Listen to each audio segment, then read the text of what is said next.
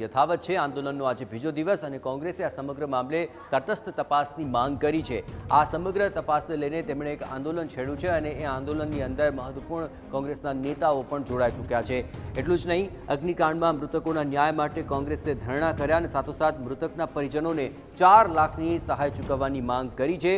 કોર્પોરેશનમાં ભાજપના નેતા સામે કાર્યવાહી નહીં થતા હોવાના પણ તેમના આક્ષેપ છે। અન્ય આઈપીએસ ઓફિસરને તપાસ સોંપવા કોંગ્રેસ માંગ કરી રહ્યું છે અને એસઆઈટીમાં નિર્લિપ્ત રાય, સુજાતા મજમુદાર તથા સુધા પાંડેને તપાસ સોંપવાની માંગ કરવામાં આવી। આ સમગ્ર આંદોલનમાં જિગ્નેશ મેવાણી, લાલજી દેસાઈ, મહેશ રાજપૂત, પાલ આંબલિયા, નૈના જાડેજા અને ગાયત્રી વાઘેલા આંદોલનની અંદર જોડાયા છે।